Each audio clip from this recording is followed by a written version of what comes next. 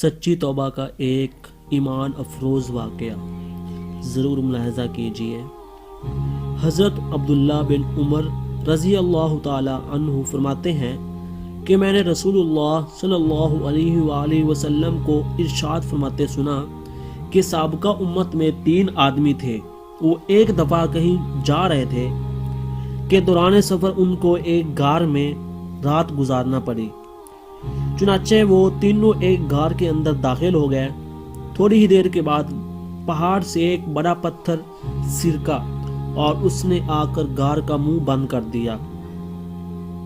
سب کہنے لگے کہ اس پتھر سے نجات اور خلاصی کی یہی صورت ہے کہ ہر آدمی اپنے نیک اعمال کا اللہ تعالیٰ کے سامنے وسیلہ پیش کر کے دعا کرے۔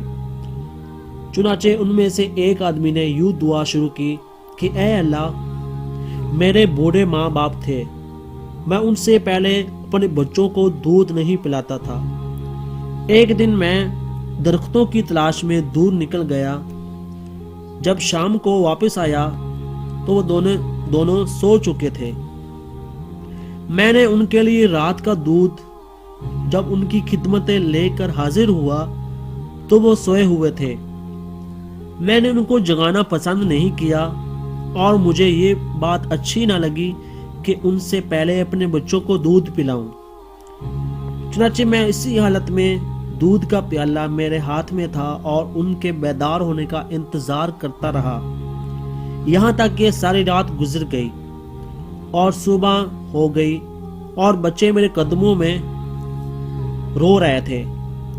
پھر وہ بیدار ہوئے تو انہوں نے دودھ نوش کیا۔ اے اللہ، اگر میں نے یہ کام تیری رضا کے لیے کیا تھا تو اس پتھر کی وجہ سے جس پریشانی میں ہم مبتلا ہیں اس کو دور کر دے۔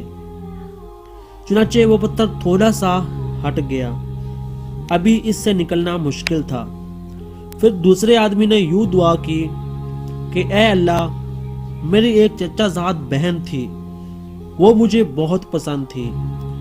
ایک روایت میں یہ الفاظ ہیں کہ میں اس سے اس قدر محبت کرتا تھا جس قدر کوئی مرد عورت سے محبت کرتا ہو، بلکہ اس سے بھی زیادہ۔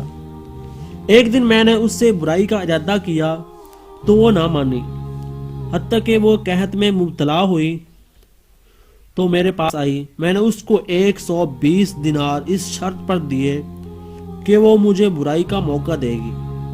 وہ تیار ہو گئی، یہاں تک کہ جب میں نے اس پر قابو پا لیا۔ ایک روایت میں ہے کہ جب میں اس کی درمیان بیٹھ گیا تو وہ کہنے لگی کہ خدا سے ڈرو، جائز رکاہی سے پردہ زائل کرو۔ بس میں اس سے دور ہو گیا، حالانکہ وہ مجھے بہت زیادہ محبوب تھی، اور جو سونا میں نے اس کو دیا تھا واپس نہیں لیا۔ اے اللہ، اگر میں نے یہ کام تیری خوشنودی کے لیے کیا تھا تو اس مصیبت سے ہمیں نجات دے دے جس میں ہم مبتلا ہیں۔ چنانچہ وہ پتھر تھوڑا سا اور مزید اپنی جگہ سے ہٹ گیا کہ ابھی اس سے نکلنا مشکل تھا۔ پھر تیسرے آدمی نے دعا کی کہ اے اللہ، میں نے چند مزدور اجرت پر رکھے تھے، ایک آدمی کے سوا سب کی مزدوری میں نے ادا کر دی۔ وہ آدمی جس کی مزدوری میں نے ادا نہیں کی تھی وہ اپنی مزدوری چھوڑ کر چلا گیا تھا۔ میں نے اس کی اجرت کو بڑھایا یہاں تک کہ اس سے اموال کثیر ہو گئے۔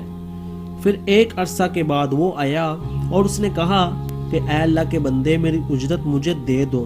میں نے کہا، یہ اونٹ، گائیں، بکریاں اور غلام وغیرہ جو تجھے نظر آ رہے ہیں یہ سب تیری ہی اجرت ہے۔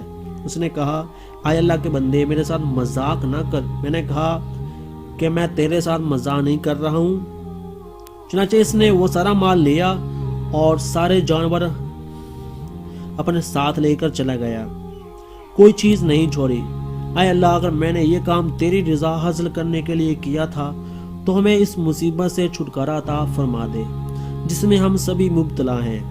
چنانچہ وہ پتھر دور ہو گیا اور وہ تینوں اس غار سے نکل کر آگے کو روانہ ہو گئے۔ تو اس سے ہمیں یہ سبق ملتا ہے کہ ہمیں لائف میں، اپنی زندگی میں اچھے کام ضرور کرنے چاہیے کہ جب ہم پر کوئی اللہ تعالیٰ کی آفت آتی ہے تو ہم وہ اپنے اچھے کام یاد کر کے دعا کریں گے تو اللہ ہماری بات ضرور سنے گا اور ہماری دعا قبول ہوگی۔